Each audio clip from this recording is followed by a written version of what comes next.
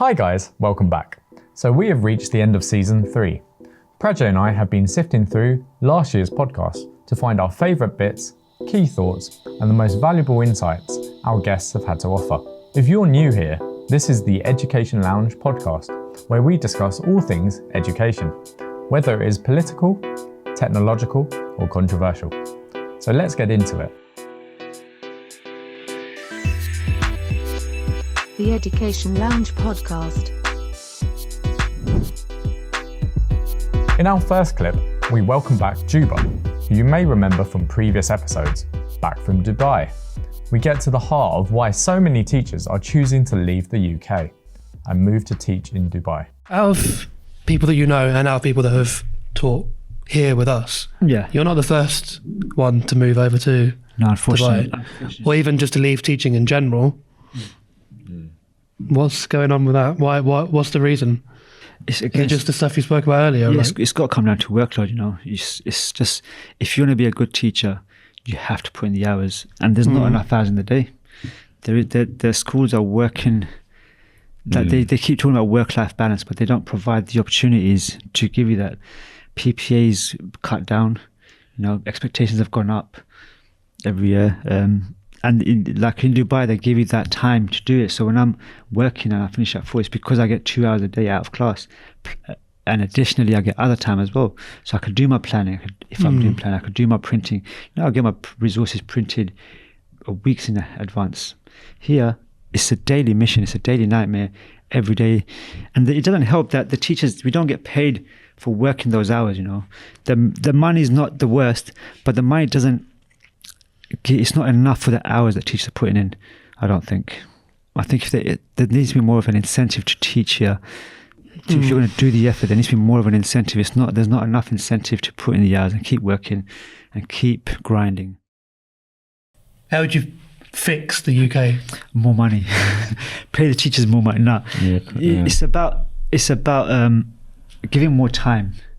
Time over money, to be fair. The time to do things properly, the time to get your work done during working hours. There's no reason why any teacher should be coming at 7, leaving at 6 and going home to do work. So what if you had someone that helped you? This is it. TAs? This is it. TAs, not even TAs, you know, we used to have, in my old school, we used to have 2 classes, but 3 teachers, which took a weight off a lot of, took a lot of stress off, because that teacher can do the planning, do the resources, and it's really helpful because that's not only in helping the children, but helping the teacher as well, you know, because that takes a lot of stress off. Finding ways to give the teacher more time during school hours to do what needs to be done, as opposed to outside of school hours, because there's this expectation they just do at home. You could just also AI can help. AI's because, like, for instance, if you get data on like a child's test score or something like that, or whatever, you can just get it to. You can feed it into something that can analyze those results and then churn out a report. They give you a step-by-step breakdown of what to do next as well. Yeah, you know, exactly. I've actually started using AI for reading planning. Really good. Just type the text. So give me 3 retrieval questions for year 4 children. Boom, done. Yeah. 3 inference questions. You don't even have to think about these things. Yeah, you got to check it. You got to check it. But you don't have to think about it. But like just looking at text and trying to find an inference question that the chat can answer. I struggled before. I use it all the time. I use it almost daily. Yeah, to come up with stuff. So the teacher should be training using AI. That should be now that we've got it, should be in the toolkit straight away. Like teachers should have training on this. This is AI. This multiply is how you can your use output. It. I know Catherine uses it quite a lot too. She's quite a happy teacher, you know. I wonder she's new. It's because she's new. I wonder how many years she's got in. No, but I think she's more happy this year because she's not as stressed, because that was his first year. But I think she had like a higher workload than most people would in her first year. But then, I don't know, they got a new head in or something like that. And I think it's all about leadership, because the big thing that like when I was at primary school and stuff like that, like it was not a good school. Yeah. And then leadership changed over time, and now it's a good school. So so much of it boils down to it's all about leadership, you know. I would look at some schools that have a high turnover and you know they've got poor leadership. Yeah. When they've got 3 or 4 in this country, we've got 3 or 4 vacancies in the same school. You don't want to apply for that school at all. Because why are they all leaving? The good schools don't lose teachers. Yeah. The schools that have got good leadership, good balances, they don't have vacancies. Yeah. You can't get in. I think that's true with any company as well. It's true. like for instance here, I think we retain people. Yeah, you have got good friends. I mean, you just switched to Dubai, so it's different. Yeah, Well, no, like, you've been working here longer than most people. yeah. Most of our the tutors longest though. running tutor, I think. Most of our tutors though have been with us for quite a sizable amount of time. Yeah. And Well, it's because I think we've got stuff in place to make them as comfortable as possible to do their job. Like Because what it is, you make it easy for the tutors, don't you? They don't try have to, yeah. They don't have to do too much. As long as they can teach, is essentially they can come in and you've got the stuff there ready. If you put them, they said you have to do this and this in addition to that. Yeah, most classes they don't have to plan Yeah. because we've got our own booklets and curriculum sorted. It's just the delivering of the class and some admin and registers and whatever else. It's easy, simple stuff. Yeah, so that's why they stay. Can't complain. Juba mentioned AI and how all teachers should be trained on how to use it and have it in their arsenal. We'll be coming back to that idea a little later in this episode. This clip is taken from my episode with Andrew, our school friend and video editor. We learn about what it takes to work in his industry. This excerpt reveals how important a basic education in mathematics and English can be in a career that seems to be completely unconnected, as even Andrew has to apply mathematics in his video editing to account for drift. What's your opinion on how useful like the STEM subjects? Because obviously you're good at like writing, English, whatever else. Like, how much of that carries through into the creative journey? I think if you've got a baseline, which I think maybe GCSE will get you up to where you roughly need to be. You just need to be as a communicator, written communicator. You need to be at a certain level. Otherwise, you seem less qualified maybe than you are, even though that might not be true. If you have really poor grammar, or if you're if you're a bit all over the place in an email, it can come across really badly, obviously. I think maths is obviously important. I would be better at my job if I was really good at maths. I was going to say, because when I've been editing, there's maths involved in that. I mean, the great thing is you've got a calculator on your phone, so you can do a lot of the maths there, and you can also ignore the maths for a little bit and just be a more shapes sort of editor, more sort of like. Then I guess you need to know what to type into the calculator as well. Yeah. If you have to divide the number of frames by the number of whatever, Or just eyeball it, just guess. No. What's some instances where it would have been useful to know a bit more maths? I'm interested. I obviously don't do this. When you're dealing with sound mixing and sound to frame rate, the frequency, the marrying that with, that would be really useful. It's in troubleshooting as much as anything. So if you can troubleshoot in that thing and fudge it, and you can modify footage and you can modify sound so that it adapts a certain speed so that they can be lined up. Most of the time, in today's editing software, it's pretty automatic. You can sync it. If someone's done their job correctly in the sound recording department, it should be a breeze when putting it all together. But if something goes wrong, the maths is important then, and the maths of how it lines up and why something's drifting, why something is at the wrong frame rate for the sound, that can be a bit of it. I've had that before. Yeah. Several times. I didn't know how to fix it. I didn't know that's what the problem was. Obviously, I've never. I mean, I just go forward where there's like a gap in the talking or whatever, and then realign. And I just do several realignments. Yeah. It's happened in previous early podcasts that I've edited. It's a problem. It can happen. Yeah, I was confused by that. I was like, why is it drifting? Yeah. So it's a frame rate issue. It's frame rate versus speed of sound. Time. Time. So you'll see, and you can conform them, but obviously that can pitch that up or down depending on whether you're. So the first time I found it was when working with US footage, because that's 2997, near enough 30, and UK is 25. And the conversion to that meant that US stuff sounded you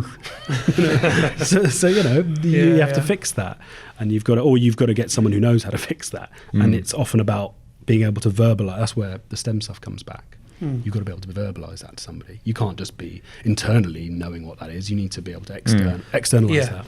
Yeah. I actually think like English is the most important thing, but to know, because obviously communicating, obviously basic maths very important, but English, actually continuing to improve your communication is very important. Yeah, I mean, the reason I ask is I've spoken to students here who have said, they've been in a maths class or an English class or whatever, and like they've made a one-off comment of like, I'm not going to need this. I'm going to be going into like advertising, or I'm going to be going into media, or whatever. I was like, or like, there's a girl at Loughton that was going to go into like fashion or whatever. Fashion, cooking, and all they were kinds like, of and things, she was like, I've had it a few times. I'm not going to need this. Like, I don't need this level of maths for whatever. And I'm like, you do realise that when you're editing a video, or when you're trying to get ratios of like address to work or whatever else, you need to know how to do maths.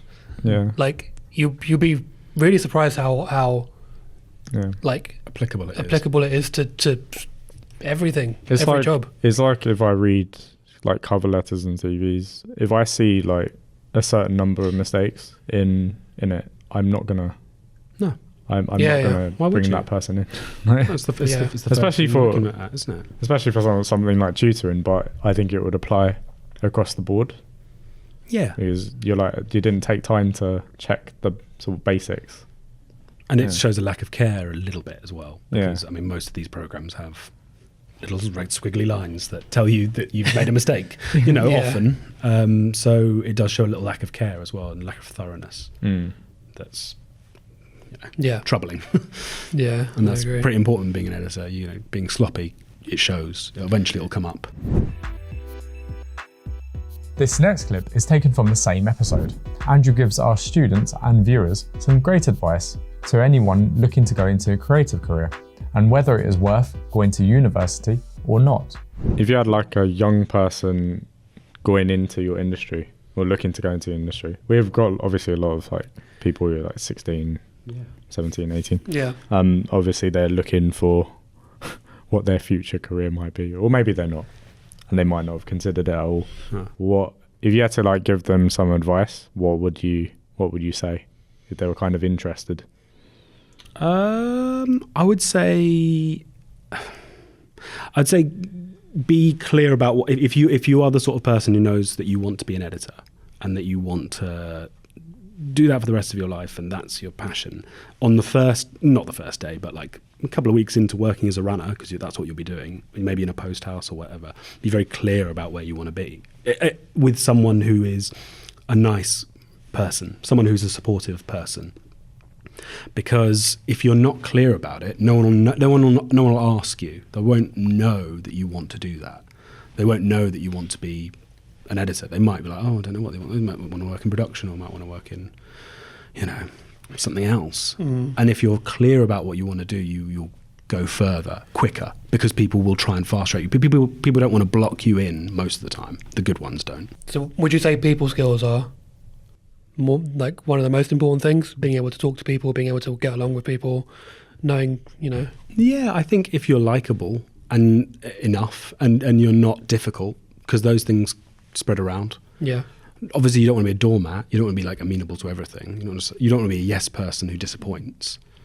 But you want to be, approachable, and you want to be a sort of smiley, friendly face when someone comes over and says, "Can you do this?" You don't want to be the person who goes, "No, it's impossible." I'm going to go back to my crossword. You've got to be the sort of person who is and I think I'm probably open to learning a lot of different things, because there's so many skills involved.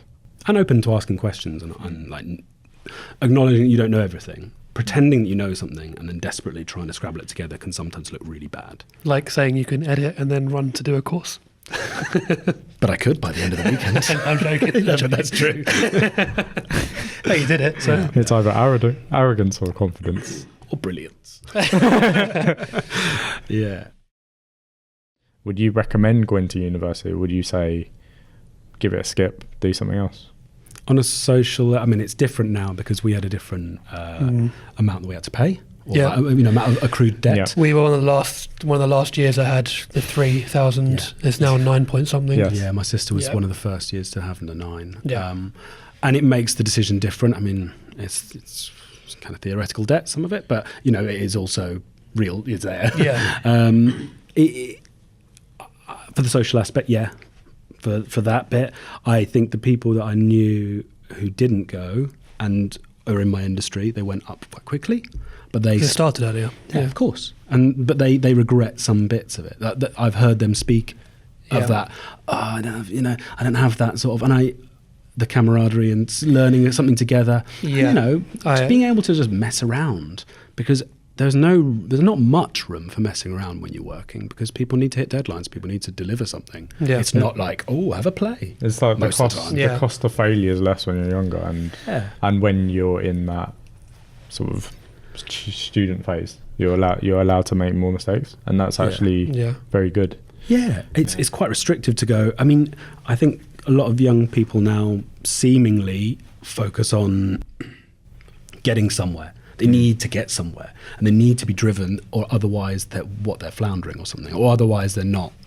They need to have a side hustle. They need to, they really do. They speak in these terms. It's almost a bit shocking, because we would more concerned, and it's not good. We were more concerned in just drinking and chilling out and not doing that, which is not necessarily a better way. But the social side of things, and being allowed to make mistakes and being allowed to work on something that actually might not have. I've noticed that. I've noticed that a lot with, like, say 15, 16-year-olds are so. I mean, they're a bit crazy too, but they're also impress me a lot, like with their level of focus on. Sort of laser focus on, I need this, say, work experience. I need this job. I need this. I was like, when that used to be a thing like a long time ago, and it's all coming back around to that. So we would like the leisurely lot that were like. Yeah, I was never like that. And like I said, I just did whatever, and then whatever felt right and whatever I enjoyed and whatever stuck is what I went off and did. That's quite a privileged position as well, isn't it? Yeah, of course. It's that sort of thing where you're like, well, the reason I could do that is because I felt like there wasn't too much risk to it. Whereas now they might feel there's a lot of risk to it. There's a lot of risk to noodling around at university, because that's, 27 grand. Oh, and if they do a master's, more, Yeah. I'm not doing the maths on that. I know the maths. But you do, I mean, even if you're like, that comes back to what we were saying before, even if you are running your own business, you need to know about all that sort of stuff, because that interest compounds, and you need to know how all that works. Yeah. Yeah, I agree with you about the whole university thing. I would double think it nowadays, knowing what I know now. But it's still a nice 3 years, isn't it? Yeah, and I mean, I wouldn't change my experience, because purely for the social side of things, because I know people that some people that didn't go off to university, or they did do university but didn't move out. I think it takes them a lot longer to grow up.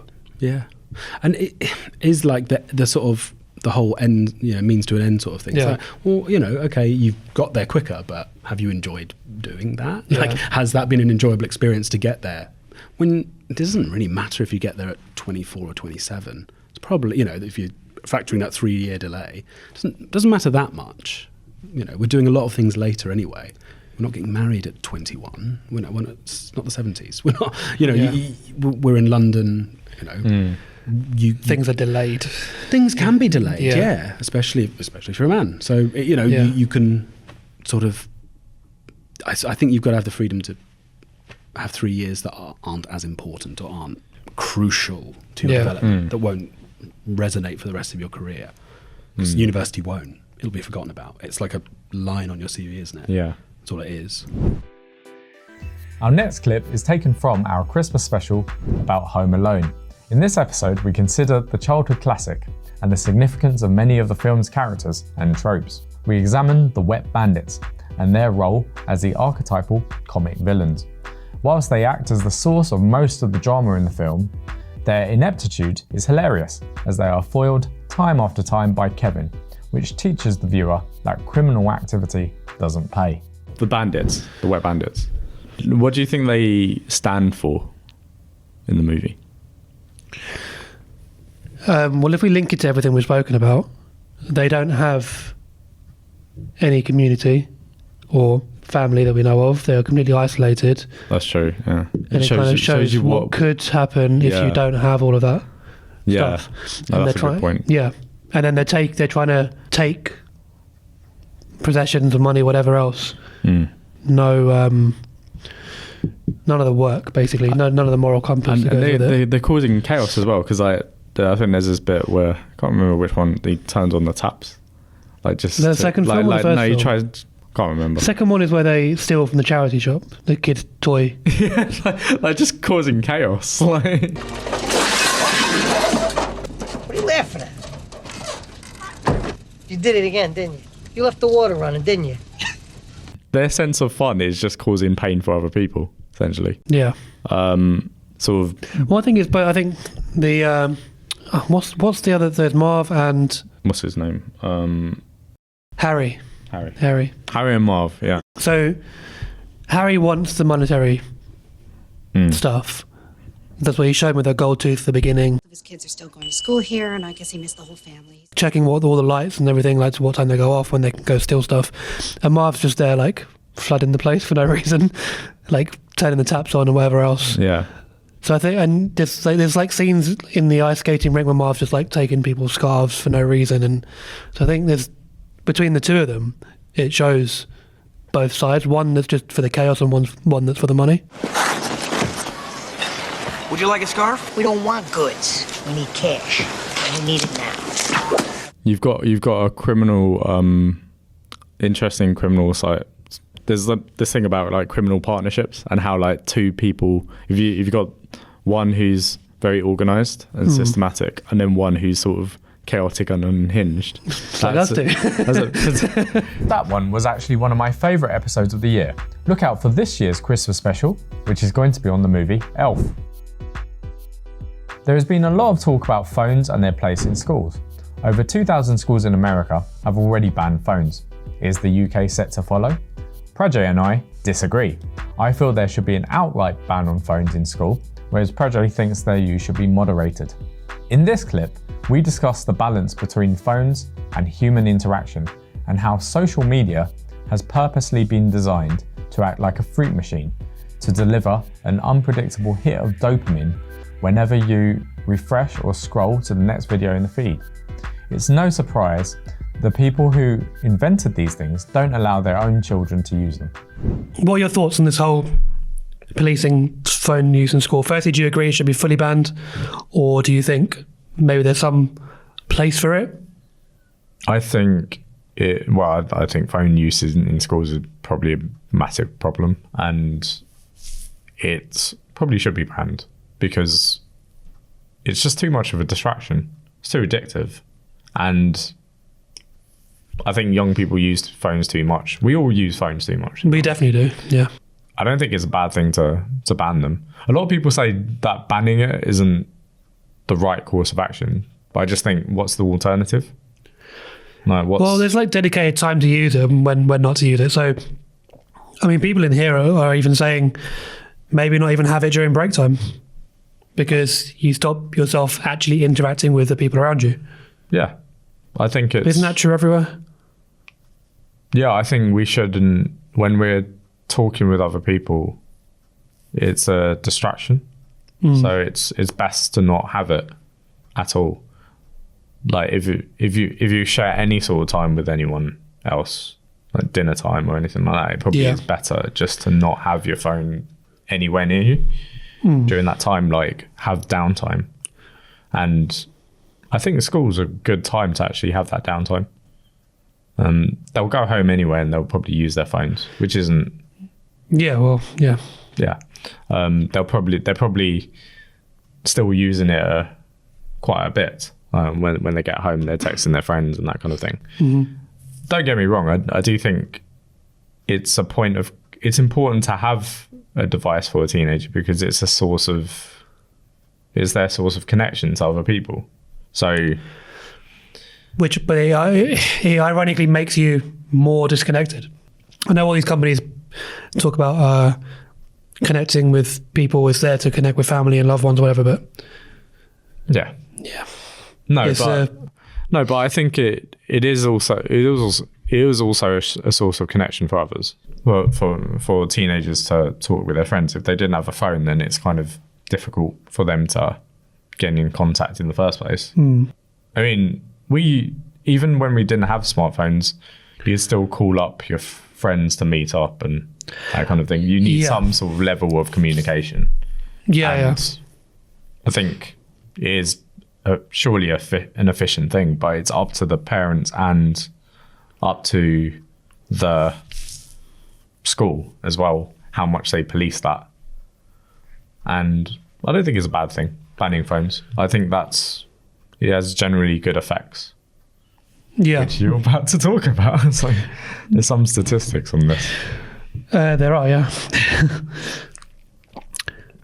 I mean, kind of obvious. Schools which ban mobile phones get better GCSE grades, study fines.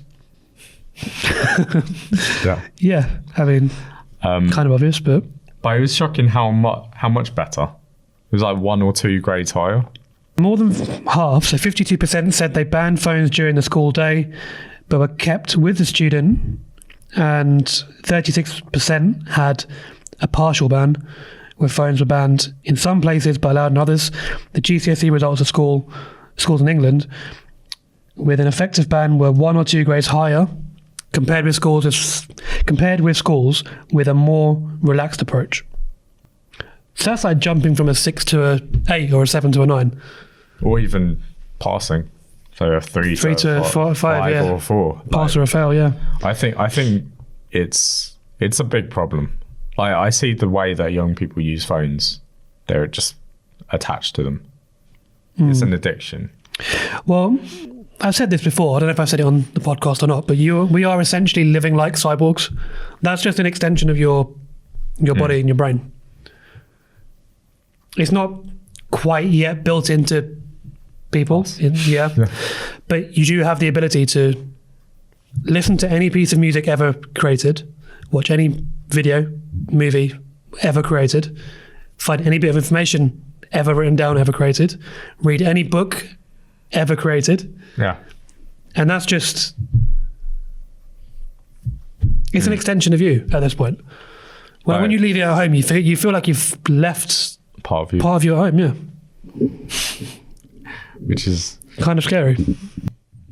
Well, that shows how addicted we are, I suppose, to some extent. It's if it's so indispensable to your life. Do you know what? It was a few years ago now, I went on holiday to Cuba. I had my phone with me. Couldn't use it. Was it liberating? I was using it for the first few days, and then I was like, why am I still taking this out? I have a disposable camera with me. I have my watch for the time. I can't send any text messages because there's no signal. I can't get on the internet because there's no Wi-Fi or signal. Can't make phone calls. I left it in the drawer for 4 days. And it was... The first few days I was like, crap, where's my... I was like, oh yeah, it's in the like drawer. A junkie. It really is like that. It really is like that.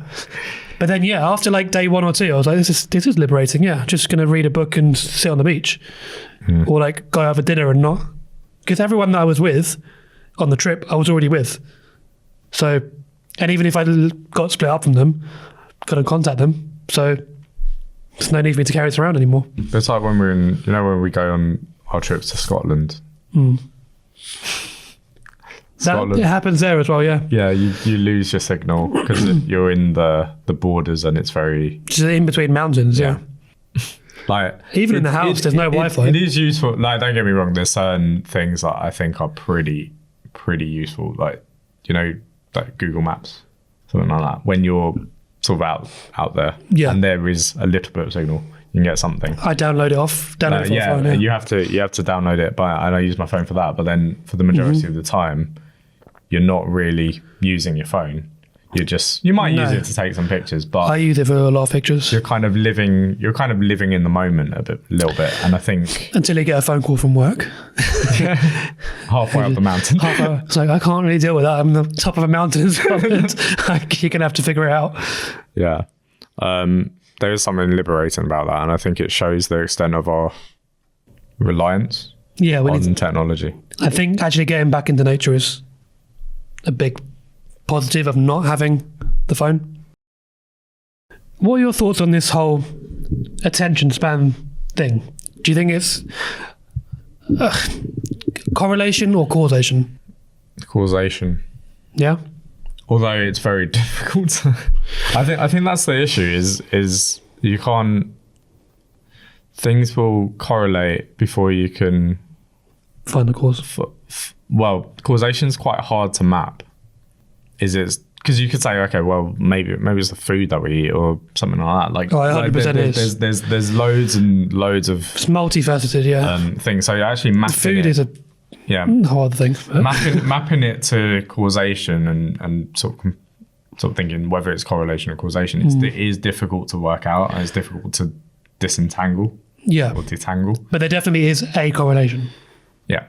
I think there is. Now, do you think that would be the same case if it was just phones without social media? I think social media is the root. It's the root cause of most of our problems. You know, people like Steve Jobs and Bill Gates wouldn't actually allow their kids to have the phones that they created. Same with the TikTok CEO person, the US one. Well, it's actually based on the psychology of gambling. Yeah. If you think of the roulette wheel scroll as the spinning fruit machine. Yeah. You don't know what's going to come up next. Ooh, dopamine. It is. It is. So when you see that little red dot, you get a dopamine hit. Yeah. Same as using a fruit machine or gambling. You don't know what's going to come up next. I mean, for me, the red dot doesn't give me dopamine. It gives me like oh God, I've got to open the app to get rid of this red dot because it irritates me. So I've switched them off on most of my apps. I actually think it might be more harmful than things like alcohol. Oh yeah. Yeah. Again, it's very difficult to study it because it's so proliferous everywhere, and it's difficult to relate your day-to-day use scientifically to an app or something like that. Mm-hmm. So I think there's problems with the scientific method in studying it. But anecdotally, I can say I feel much better when I'm just completely disconnected and allowed to forget that Instagram or whatever exists. Like, I'd rather just it not exist. But it unfortunately does. I listened to the book No Filter Instagram story of where they started and like how they became as big as they are. You know, I like these books, the Netflix one, the Nike one. And I remember getting Instagram a couple months after it got released, 2012. Yeah, 2012. And it was literally, because I did graphic design. So all of us in the design place and the art studios were like, oh, there's this really cool photography app that's come out. And everyone jumped on it. And it was literally to take pictures. It was made to display your pictures. Early Instagram. And because the quality of the cameras in the old phones back then, to 2010, would have been what? iPhone 4 maybe? Because the quality of the images was so bad, that's why the filters were put in place. They made it look like an old camera or whatever else, and it covered up the noise and the grain of those early cameras. Yeah. Now look at it. This clip is taken from an episode all about VAT being introduced at private schools. Ian Folkes, my former English teacher from my days at Forest School, click here to watch that one, joined us in this episode. Mr. Folkes first questions whether too many young people are being pushed towards university, as some degrees no longer hold the same value they once did. For many, it might make more sense to enter the workforce earlier. He also implies that the comfort of a privileged background and private school education may disadvantage students in higher education and later in life. We've had some very serious political changes to the way we do things in this country, and we are, and I think it's a very good thing, sending an enormous amount of young people to university each year. No argument with that. I would question whether we should be sending all of those young people to university. They should continue their education. Now, the reason I mention that is because when I left school at 18 with my A-levels and went to work in the city, very few of my sixth form colleagues went on to university.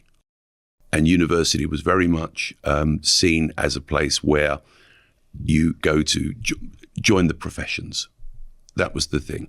You could not take, in 1981, when my colleagues were going off to university, you could not take the sort of degrees that you could take now. But you had the two-stream system, didn't you? You had the polytechnics. They had polytechnics, and also, and to be fair, although it was the early 80s, things weren't great, there were jobs available and there were career paths available that would allow you to progress and to get a formal education, a professional education, which didn't need you to go to university. And of course, everyone went for free. No one was piling up debt.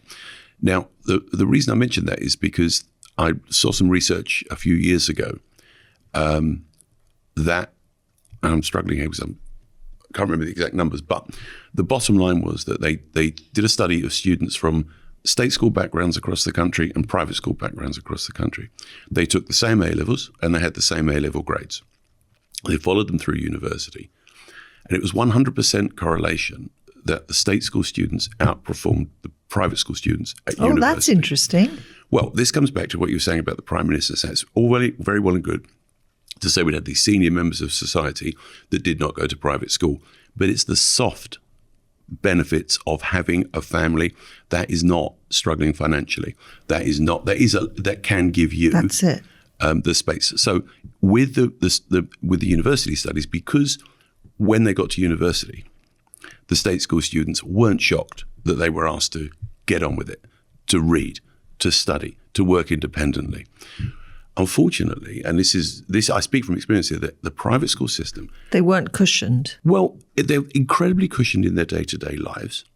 But I meant the state. The private school kids are. But outside of that, the reality is that how does a private school sell itself? It says 86.5% A star to A at A level, 93% A star to A at 7 to 9 at GCSE. I'm showing my age there. I know it's changed.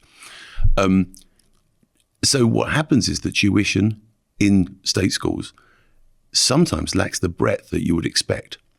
And because students are being funneled and channeled towards those outcomes, pass the exam, get the best possible grade, that they don't always develop the broader skills that somebody who is struggling in a busy school and then going home and having to share a bedroom with a sibling or two or three, not having a laptop, not necessarily having all the other electronic benefits, and not having a library of books in the house, not having mum and dad who can pitch in with a bit of homework.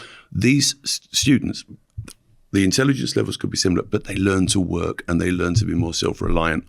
And I think that sometimes the private education system can take away that understanding that you need to engage.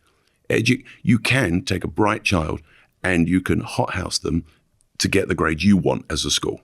That doesn't mean you've educated them. Speaking of private schools, entry into one can be more daunting than it may at first seem.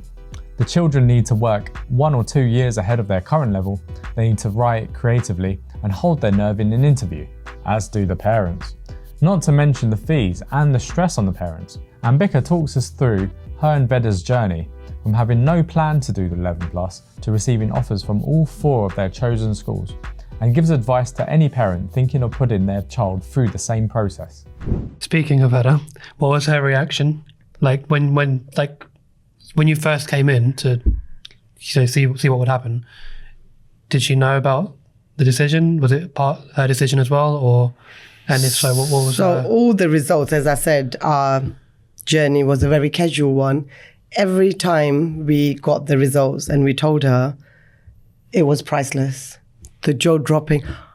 Oh, Mimi, I passed it. This is mine. I was like, yes, You passed it. And came the other email and the other one and the other one. And I think by towards the end, because for me, myself and her dad, we weren't that stressed, but obviously when you're waiting for an email of results, when we already had 2 out of 4, and I was like, she's got 2 out of 4 already. Like we're winning. We've got like 50% off this. So third and fourth were quite casually seen, and we more concentrated on her reaction than the results for the third and fourth, because as I said, the stress side of even having 50% of her.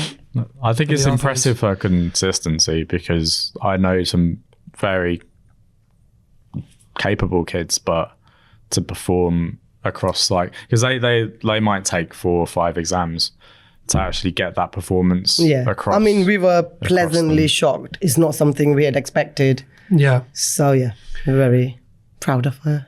And what was her reaction at the beginning of the process? That was to go and sit to come in to come to classes to and what about when she went to visit schools? Like before she took the test, you obviously did some visits and things. Yeah, she totally enjoyed coming to the tuitions. That made us waking her up or bringing her in very easily. And towards visiting the schools, or more so the interviews, that's something. Yeah, because we did interview prep, didn't we? Yeah, so that for a 10-year-old. That worried me about Veda, actually. And for a not very confident 10-year-old that at times I think doesn't necessarily like the sound of her voice, because she's very timid. I've thought that is something that she may find it hard. Hence, I had that conversation with you, and I think it was you that had 10 questions or something ready for her for. Yeah, I did some interview prep. Prep, and I think that helped a lot, because a lot of her answers, when she got back in the car, she's like, "Mummy, Prajay had asked me this," and the fact that she had gone through with it with you, and it came up in the thing. Yeah, I think that just boosted her voice with the confidence when it came to talking, and I think it majorly helped. But that is something I was personally quite scared, and her smiley face every time it came back in the car. So in terms of preparing for the lead up to the exam, obviously you did the year 5 course for the grammar school application, and then you did the 4-month year 6 course for the independent schools. So September, October, November, December. At the end, and then you got your exams. And then the exam was in January, right? Yep. So how did Veda cope with that last 4 months, the run up? What were the challenges? Was she anxious? She stressed? And what did you do to or what did she do to? It was a little bit where she had done her 11 plus in the grammar school one in September. Yeah. She thought everything we prepared is done now, it's finished, let's go party.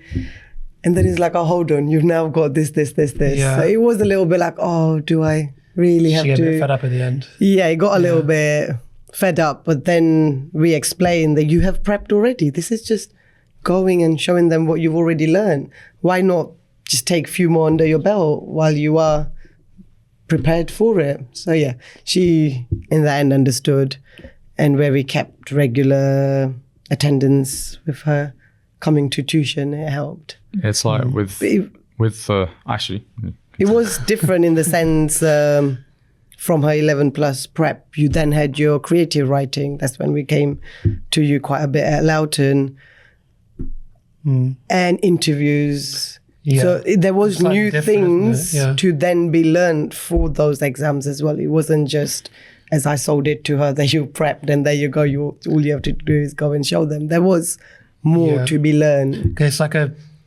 it's a step up even from the Woodford exam, isn't it? Yeah, because then you want to be known all-rounded. You want to be interviewed. Yeah, and there's more difficult topics. There's different exam formats. Interviewing the parents. Yeah. We should do a parent interview practice. I would have signed up for it if there was an offer. Because I was like, what are they going to ask me?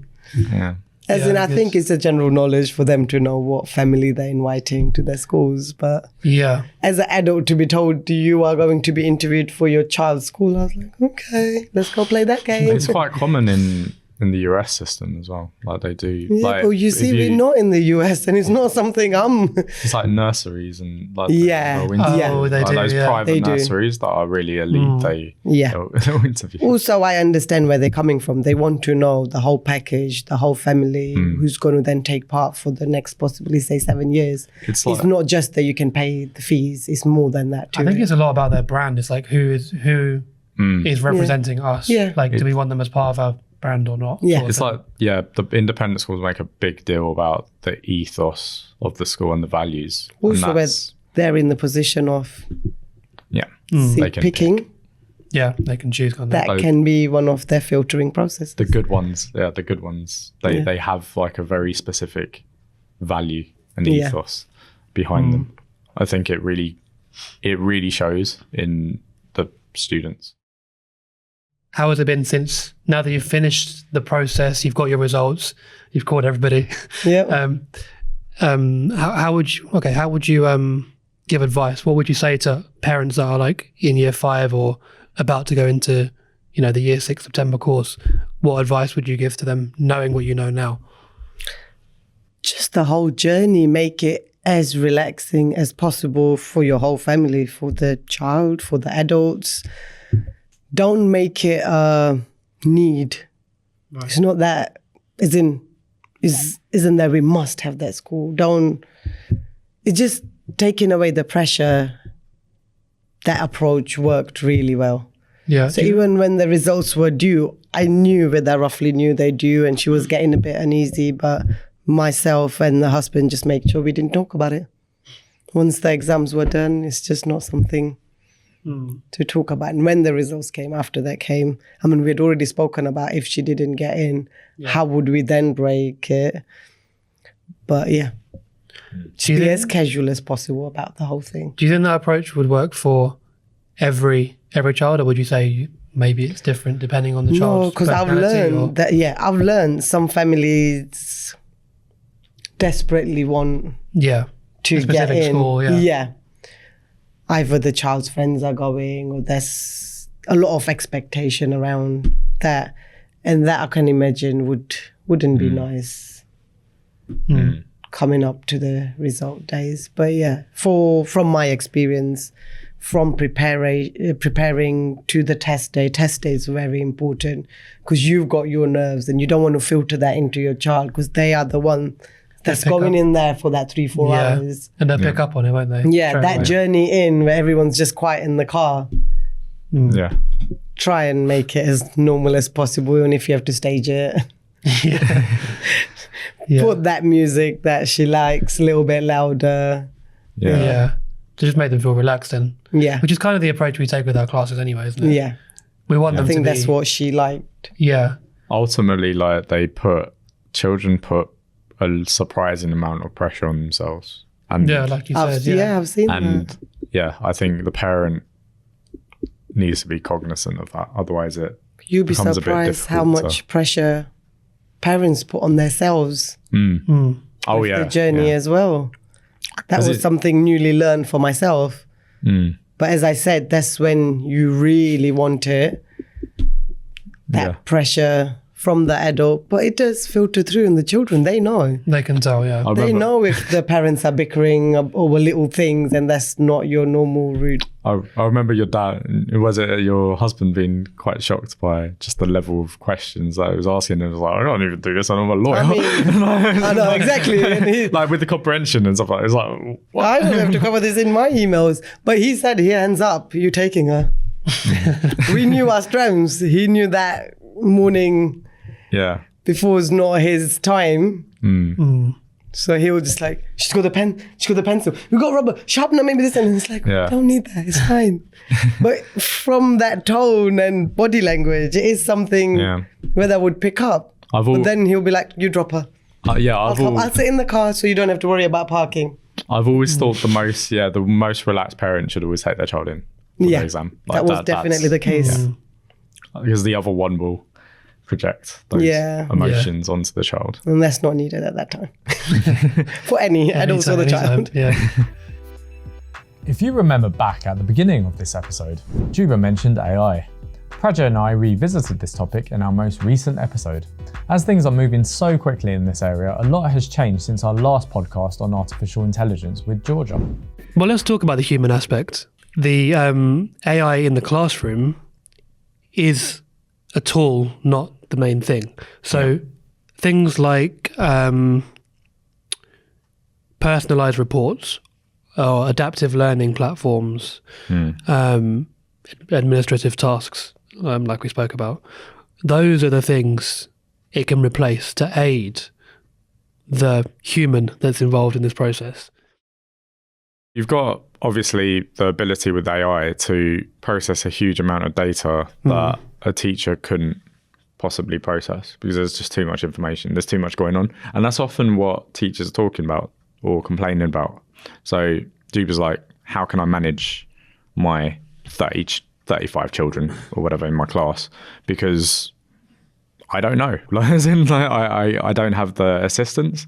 And then you've got the possibility of an AI assistant being able to take in ridiculous amounts of data, process that, pass that information to the teacher, and then improve learning. So it's not all necessarily insidious.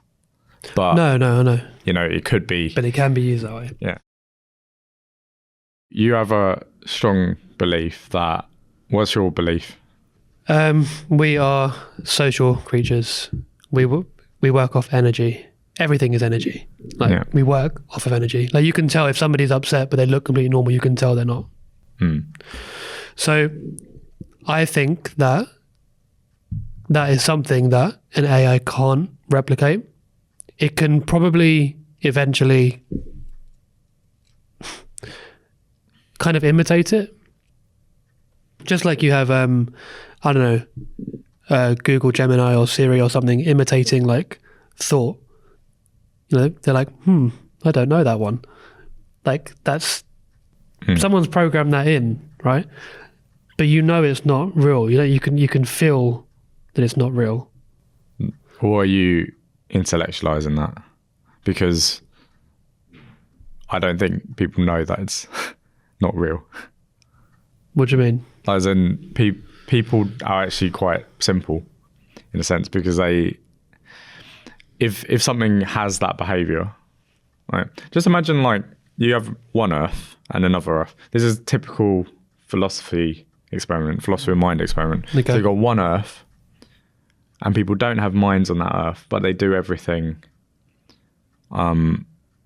They basically simulate our behavior on this. So there's zombie Earth with a prejay there existing in the world, and then you've got this Earth where you've got like thoughts and feelings and experiences. Yeah.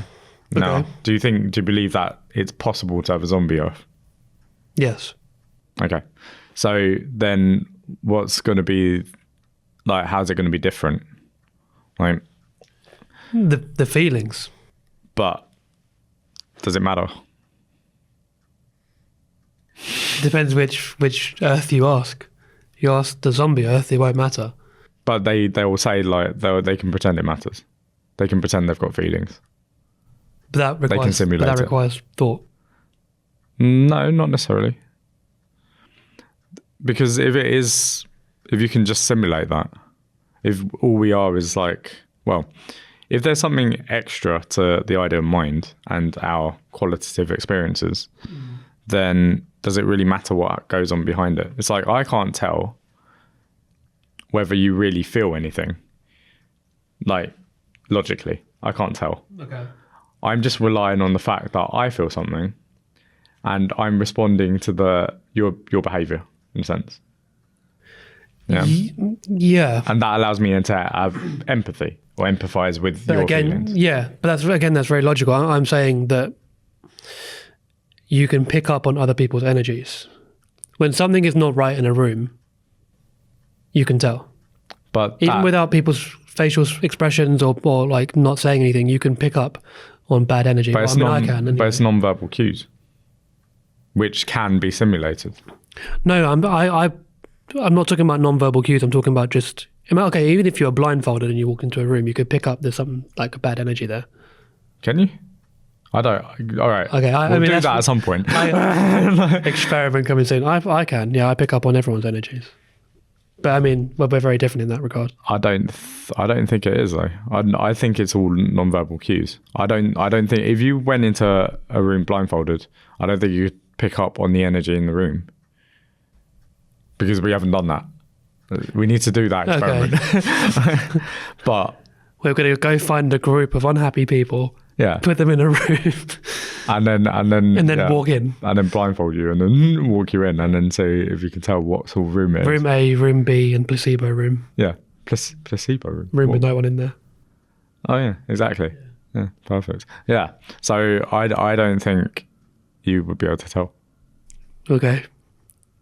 I kind of want to prove that I can now.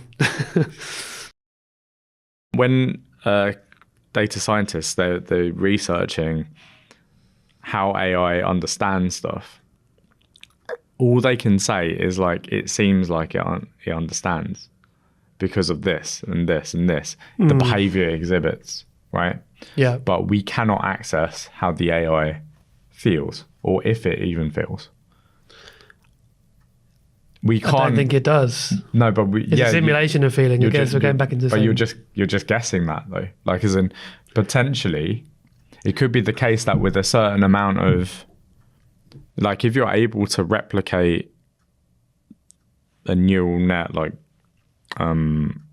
that's similar enough to a human, then potentially a consciousness could emerge. I don't think it's possible, because I think this is the limit of silicon to some extent. I agree. But I couldn't logically conclude that. I wouldn't know. Yeah. And I'd never know. Like, if I had an AI that appeared completely conscious, appeared to have moral thought, appeared to have all of that, appeared to understand what I was saying, I wouldn't know that it understood, or I wouldn't know its actual feelings towards it. It's a black box. We come from source, God, source, universe, whatever. Our consciousness comes from there. What we're essentially doing is playing God. We're creating these things. But that's your assumption, like where consciousness comes from. Like, it could arise from just organic connections. Like, it could be epiphenomenal. So it arises out of just the stuff that we're made of. And that's the problem of mind. But then we're all made of the same thing. We're all made of atoms. We're all made of, like, stardust or whatever. So's an AI. Yeah. But you think that a consciousness arises in a stone? No. But what makes you think that? Why? It hasn't told me. I don't know. But getting blood from a stone is a saying, right? Yeah, but you can't tell. But to what extent could you tell that a stone is conscious versus a human? Like, you're just relying on behavioural cues, aren't you? That is behavioural cues, yeah. But everything has a vibration. Stones, tables, people, microphone, everything has a certain frequency. Yeah, but so the stone is conscious. Could be. Yeah, silicon, whatever. An AI is therefore, from your perspective, is it more conscious than a stone, or is it less conscious than a stone? Do you get what I'm... Yeah. Our final clip is again from the same episode. The main question we were looking to answer when recording this episode is whether AI can fully replace teachers. Yet again, Prajo and I disagree. I believe AI will eventually be able to replace everything. Prajo, however, believes that the human element can never be fully replaced. Which of us do you agree with? Let us know. Well, we think differently, actually, don't we? I think that it will be a tool and it can't replace a human person. It can't even replace the emotions, Yeah. If a kid falls over and is crying, the robot's not going to be like... I think it can. Not in the... It needs paternal, maternal, like, it needs that human element. I think it'll go through stages. Like, this is the first wave of AI. Like, think about it that way. Like, so the question is, do you eventually, do you think it will fully replace teachers? Yeah, I think it will replace everything. Like, I don't think there's a... I think what will happen as you've probably seen with Zoom calls and this sort of stuff, I think it will attempt to replace everything. And then everyone's going to be like, this is horrible. I want to go back to the office and see people again. People are the other thing. I think if you look at what's happened with COVID and the Zoom calls and everyone working from home, people are desperate to get out again and get back in the office. No, they're not. Yeah. Like, a lot of people want remote jobs. They want, not fully, they want 2 or 3 days in the office. They want a bit of hybrid work. This is the thing, it'll be hybrid, yeah. I think eventually it will be They want hybrid. it. What people want, I don't think will matter in the long term, because the fact is there's money in it. And I think those corporate interests will push for it. And it'll drive economies of scale in education like nothing else. Okay, so that brings us to the end of season 3. A big thank you to anyone who's watched or listened to these episodes, and a big thank you to all the guests too. I hope you found some value in these key takeaways, and we'll see you again here next month for the start of season 4.